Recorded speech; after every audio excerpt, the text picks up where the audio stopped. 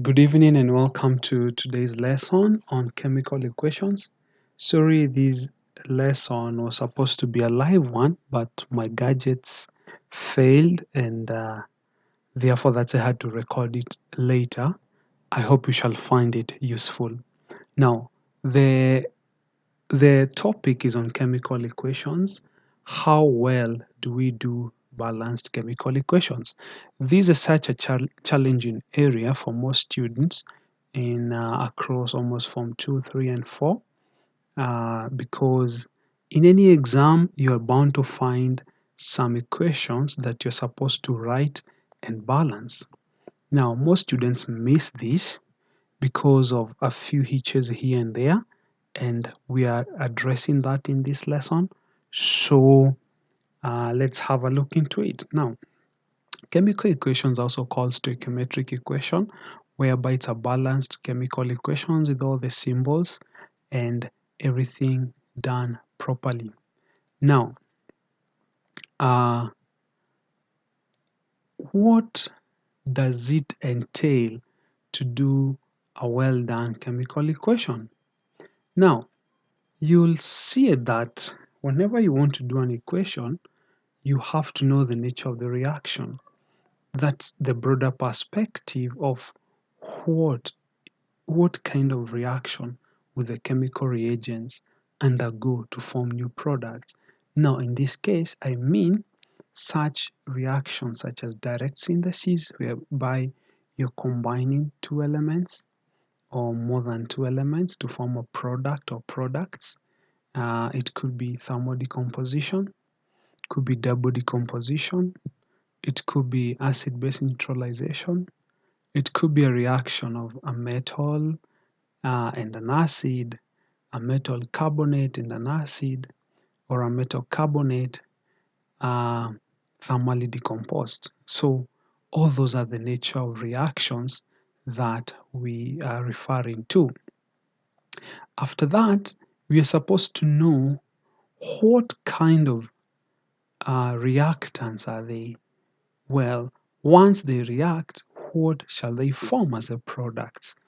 Now that's important to know, and therefore we are supposed to write the formulae of the reactants properly, and then the products as well, they have to be written properly.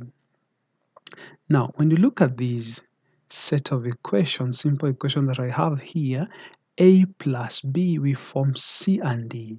Now, don't take it literally that A, B are different from C and D. I just wanted to differentiate so that we can see when A and B react, we form new product CD. Now, I'm saying this because in a later point, I'm going to mention that at a later point, I'm going to mention about that the atoms in both sides of the equation, they have to be the same. So that's why in this case, A and B react to form C and D. But don't forget the atoms on the left have to be the same number of atoms on the right. Now, so the point comes in here. The atoms on the left-hand side must be the same number of atoms on the right-hand side. However, they are going to be in different states of recombination, whereby we may have several atoms in one and in one compound, but fewer in the other. But eventually, we have to balance that, and that's the main topic of discussion today. Now, uh, what are the steps should we follow whenever we are doing a balanced chemical equation? Now, we have to write the chemical formula of the reactants properly. This is such an important area because students who miss on this area mostly will be because of the way they write.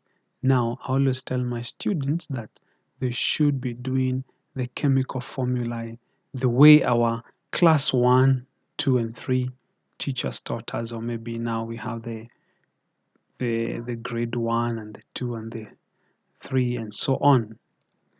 Therefore, this means that on the left, we're going to have an arrow in between, and it means the reactants have to go to the left hand side of the arrow, and then on the right hand side of the arrow we are going to place our products. Now remember, the formula has to be well done. If it's a capital letter, let it be capital letter. If it's a small letter followed by a capital letter followed by a small letter, make sure they are properly done and they are not enjoined to each other, since that will penalize your mark and you're not going to score if you write in a calligraphy manner. Then here we have an example of whereby sodium is burnt in air or in oxygen to form a product. And in this case, we are guided that the product formed is sodium oxide. So remember, in some cases, the examiner or maybe your teacher will be silent on the nature of the product formed, whereby it's upon you to go on and find out whether the product form will be different from whatever or maybe from the various different forms are there. So in this case it's sodium oxide, in some other cases it could be sodium peroxide. Now step one, we go ahead and identify the symbols of the elements that form the reactants. So we have sodium and oxygen. We have to write the formulae properly. So here we have sodium and we have oxygen. Remember, oxygen will be molecular. Now, the 2 here has to be a subscript, as well as here in the product of sodium oxide. So remember, whenever you're doing the formulae of the compounds, you have to remember the valencies of each of the species involved, or for each of the atoms which are involved. So in this case, the nature of reaction is direct synthesis, whereby we are synthesizing sodium oxide from the 2 elements, which is sodium and oxygen. And this is the point that I referred to earlier, that we need to know the nature of the reactions of the reaction before we proceed to write the equation. Now in this case, here is the equation of what we are supposed to do. We have to react sodium and oxygen to form sodium oxide. So the reactants on the left hand side of the arrow, and the products on the right hand side of the arrow. Then, having done that, when we look at this equation, we can see that sodium, only one atom is present. For oxygen, we have 2 atoms. In the product, we have 2 atoms, and we have 2 sodium atom, and then you have 1 oxygen atom. Then the question is, now since sodium is 1 on this side, this one is 2, oxygen is 2, and then on this other side it's 1, how do we make the atom the same on each side of the arrow? Now I know we all learn differently, and therefore even the way we are going to approach these is going to be different. Just like in maths, there are so many formulae or so many ways of arriving at the answer, and the same applies here, because someone will be asked 5 plus 7, what is the total? So someone will do differently with various maybe additions and subtractions and so on. So in this case, we want to make sure that the number of atoms of each element are the same on each side. So this is how we do it. You look at the required number of atoms, and then you make sure that they're the same. So eventually, in this one, we have 4 sodium atoms, and then on the other side, we have 4 sodium atoms. Here we have 2 oxygen atoms, and on the product, we have 2 oxygen atoms. So that's a balanced chemical equation. Now remember, when you do a well-balanced equation, you're going to earn half a mark. Half a mark.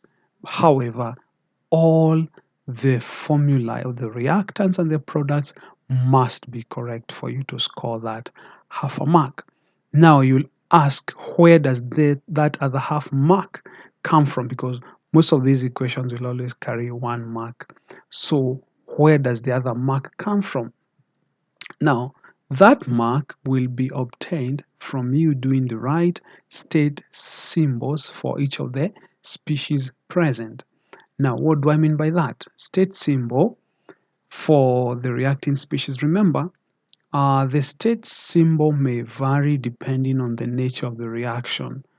And therefore, this is more of a contextual question or contextual issue on how you're able to get the right state symbol. For instance, we know that an element like sodium uh, in an sodium as an element could be solid. However, if it's molten, the state will be liquid and no longer solid. And therefore, that's why I'm saying these are contextual question. Just be very keen on the type of reaction a given chemical reaction is undergoing for you to arrive at the right state symbol. So we have various state symbols here. For solid, you have to put that as small s in bracket as a subscript. The same applies to for gas, it's small g. For liquid, it's small l. In solution or aqueous form, it is aq. It has to be in bracket. So remember what I said, that an element may have different states depending on the context of the reaction. Then here is our equation now with the right state symbols. Now, and the equation, remember, it's well balanced, so this equation will earn a student a full mark now. So remember what I said earlier, that if you didn't put the right state symbols, you'll only earn half a mark. But after you append the right states, you're going to get the other half mark, and in totality, you score full mark. As you can see, writing these may somehow pose to be challenging for a while, but with enough practice, you are able to overcome that, and you are able to ace all the equations that come your way. So make it a habit for you to always do so many attempts so that you're able to score most of these equations whenever you are asked. Now, having done that together, I want you to attempt the following exercise at your own convenience. Then make sure you're able to identify the nature of this reaction, of each reaction, and then you write a balanced chemical equation for each. And then the answers will be found uh, in the next slide. So make sure you attempt fast. Maybe you can take the screenshot of the answers so that you can have them in your phone, and then later on make sure that you mark for yourself. And in case you need more help, don't fail to contact to get back to the question section. You can post your questions there, and then we can discuss them later on. So here are the answers. You can take a screenshot of them and then save them in your phone. After you have attempted, make sure that you attempt them and then you mark for yourself. Anyway, I wish you all the best and have a good evening. Thank you.